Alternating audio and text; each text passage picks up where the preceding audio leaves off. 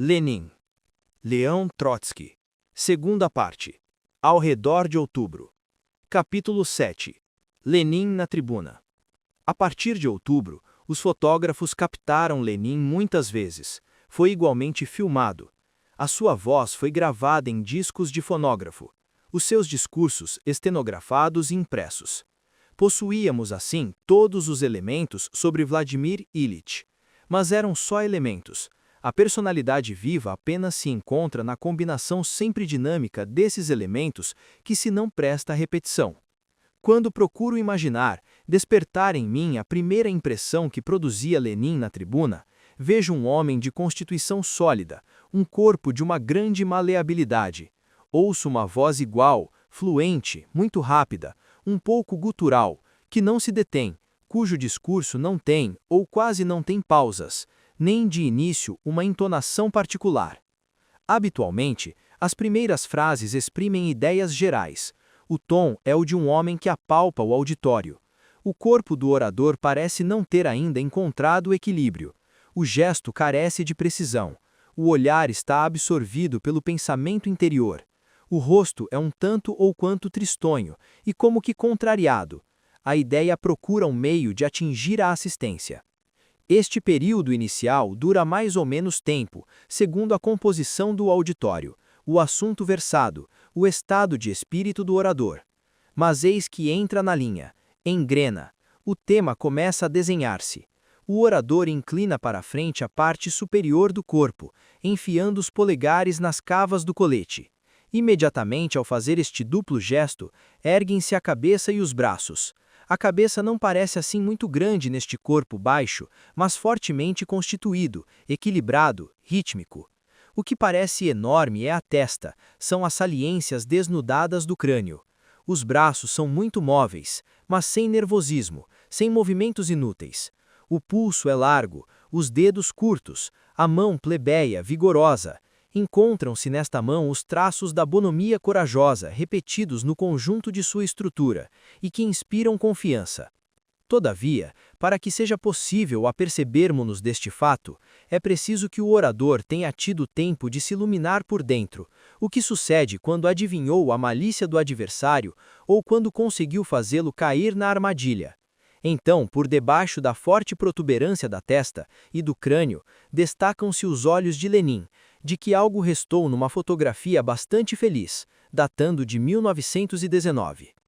Ao surpreender este olhar, até o ouvinte mais indiferente ficava de sobreaviso esperando a continuação.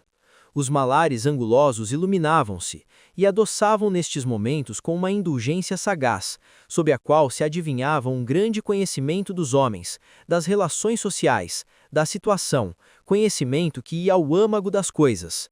A parte inferior do rosto, de barba arruivada, já um tanto gris, ficava de certo modo na sombra. A voz adoçava-se, tornava-se muito suave e por momentos maliciosamente insinuante. Mas eis que o orador introduz no seu discurso a objeção imaginada por um contraditor ou qualquer frase mal intencionada extraída de um artigo do inimigo. Antes mesmo de ter dissecado o pensamento do adversário, faz-vos compreender que a objeção é infundada, superficial, falsa. Retirando os polegares das cavas do colete, lança o corpo ligeiramente para trás, recua com passos miúdos, como que para ganhar espaço e tomar lanço, e umas vezes ironicamente, outras com um ar desesperado, encolhe os ombros maciços e abre os braços, as mãos, afastando os polegares de um modo expressivo.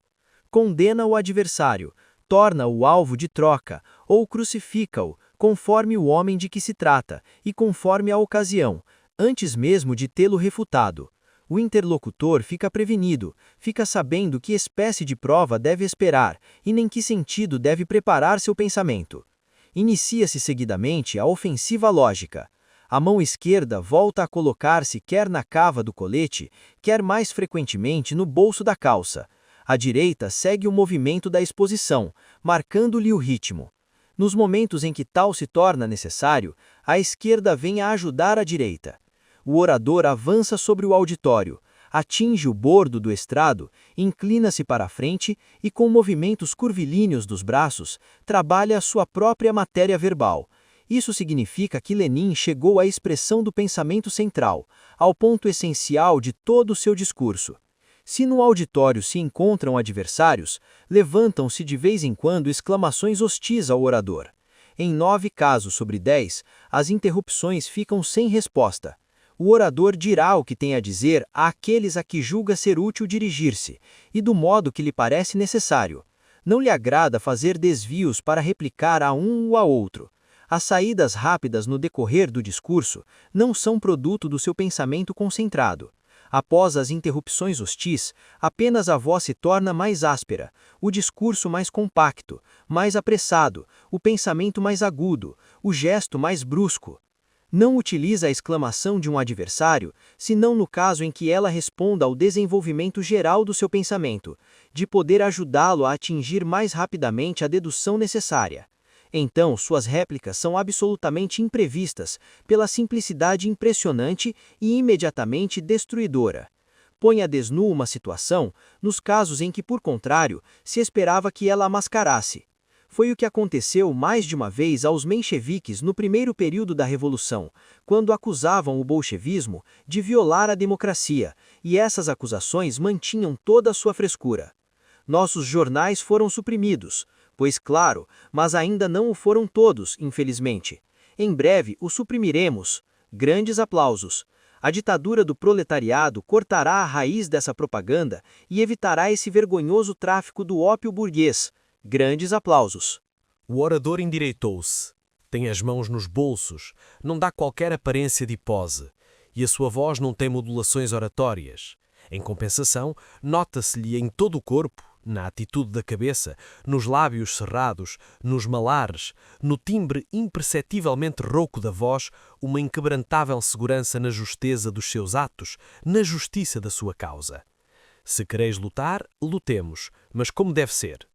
Quando o orador ataca já não o inimigo, mas os seus, isso nota-se tanto no tom calmo como no gesto.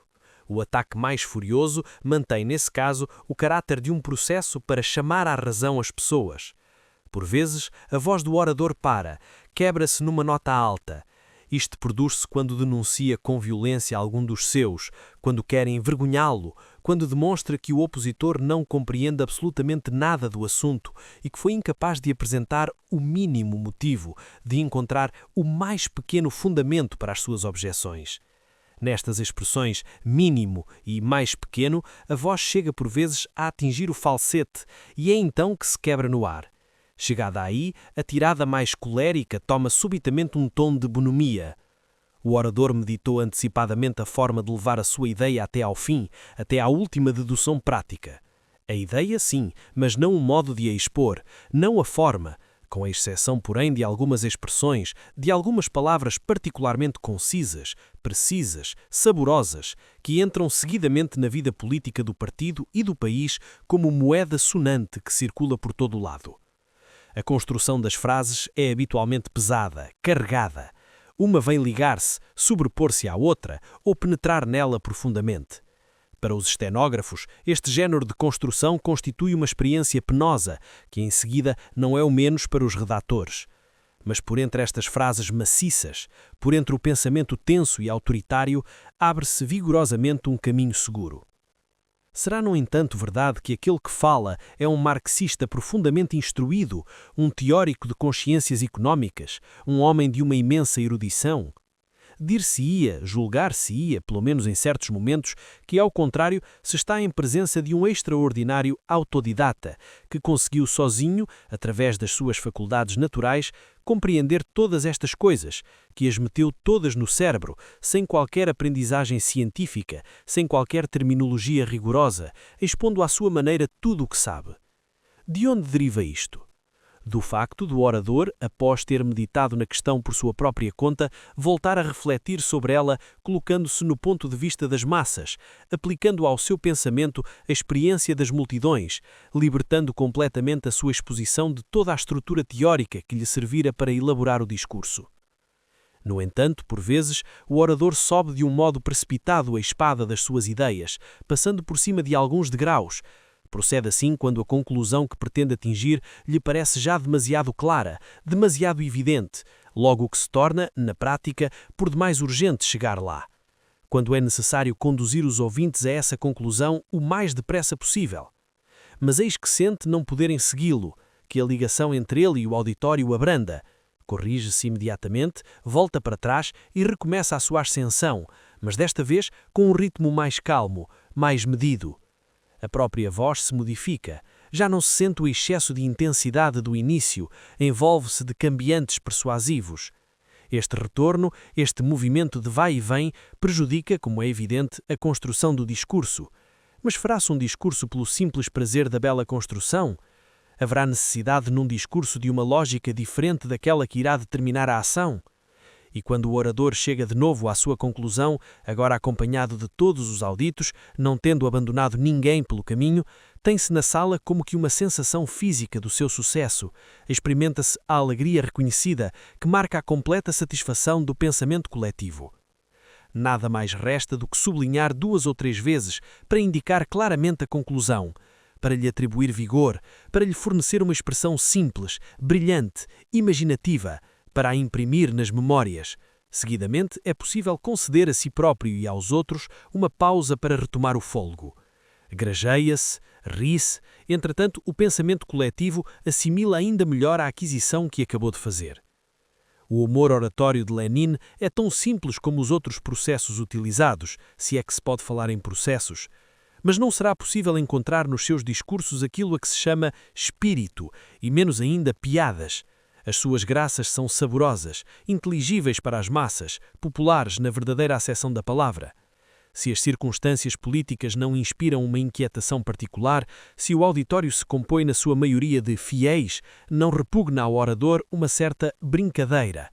O auditório ouve com prazer estas faciécies nuiciosas ingênuas, estes ataques amavelmente impiedosos.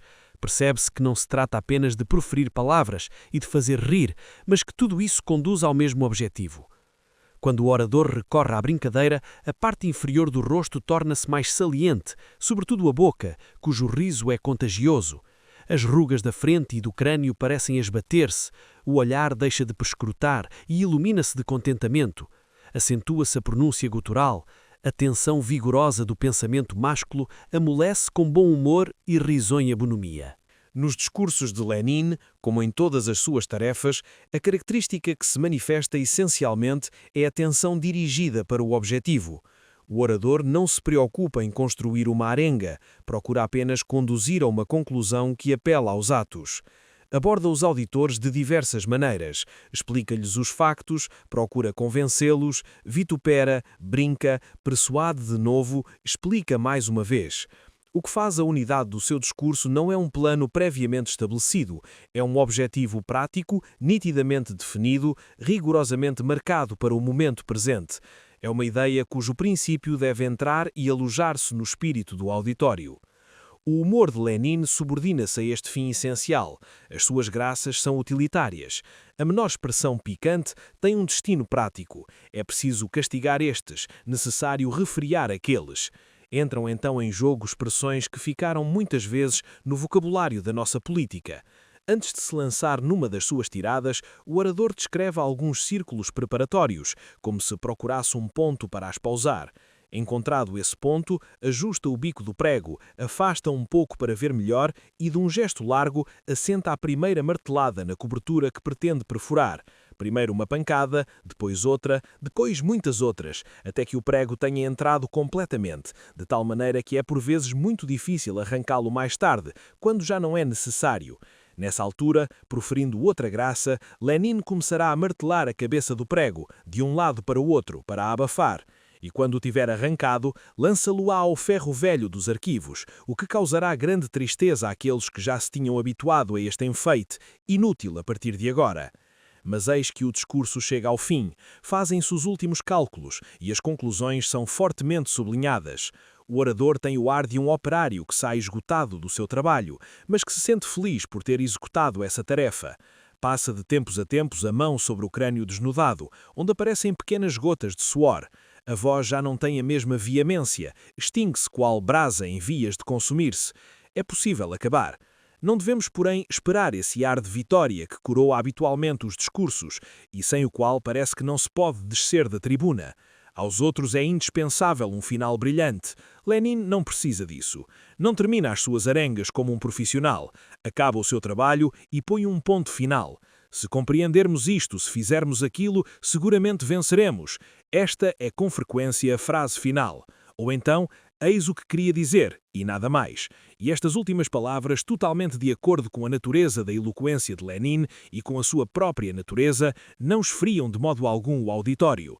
Pelo contrário, após esta conclusão sem efeitos, cinzenta, a multidão parece compreender de novo, através de uma chispa do pensamento, tudo o que Lenin acaba de oferecer com as suas palavras, e é então que rebentam as tempestades de reconhecimento e entusiasmo, denominadas aplausos.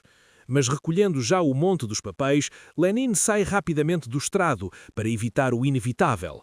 Encolhe ligeiramente a cabeça entre os ombros, encosta o queixo ao peito, dissimula os olhos sob as sobrancelhas, enquanto o mostacho se iriça com um ar quase colérico no lábio superior, fazendo um trejeito de descontentamento. Aumentam as salvas de palmas e de aclamações como vagas rolando umas sobre as outras.